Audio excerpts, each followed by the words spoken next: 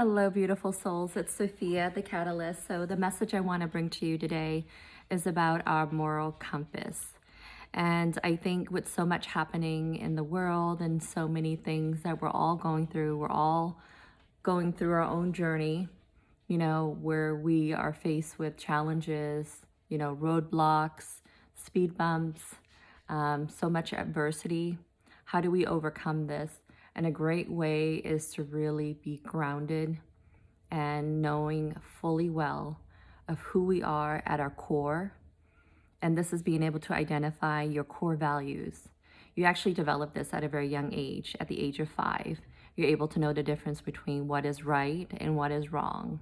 And we start to make very small shifts and adjustments to being able to, understand and have an analysis of complex questions and solutions. Of course, we don't know the answers to it when we're that young, but it actually starts at a very young age, at 5, where there's curiosity. It's heightened at its highest. We're able to ask questions and be able to have a level of understanding and discernment. While we may not get it all, it starts at a young age and then it moves up. But I think where we fall short is when there's just so much things being thrown at us, with society, with culture, with subculture. Things take on a new dimension in our life because we're all light beings and we want to accomplish so much. We want to do so much that we negate and we often forget of who we are at our core, which is our inner compass. And being able to get back to that home space, that core and that essence of who we are, is asking the right questions. So there are 3 questions that I want to share with you that I believe would help you to identify who is it that you are.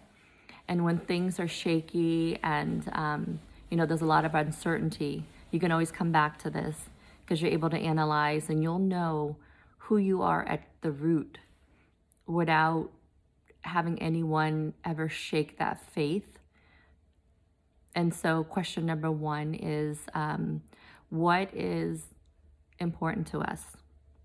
And that comes with relationship dynamics. It doesn't always have to be a romantic one.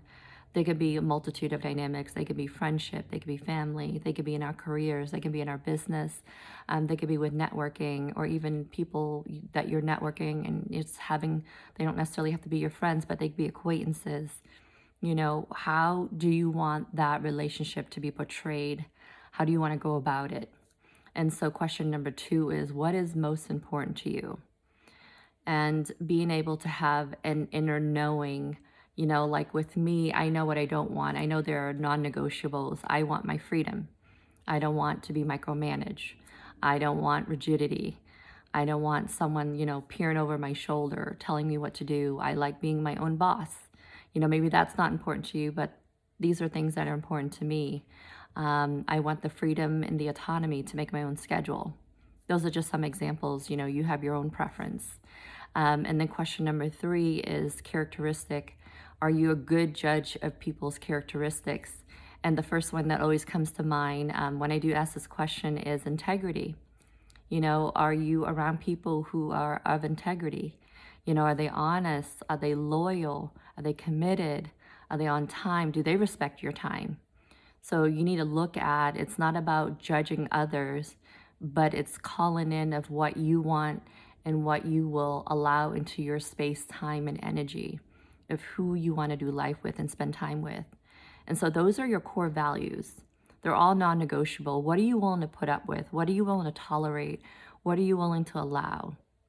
So those 3 questions should give you an inner knowing to know that if things do become uncertain and you are thrown a curveball, go back to those questions because it helps to really ground you in the essence of who you are and what you're willing to entertain in your life. Because we are the sum of 5 people. If 4 of them are toxic and they're, just unsavory people, you hang around them long enough, you become one of them. So start to know who your circle is and start identifying what your, inner compass is and what you are willing to call in. Sending you so much love and light. Mwah.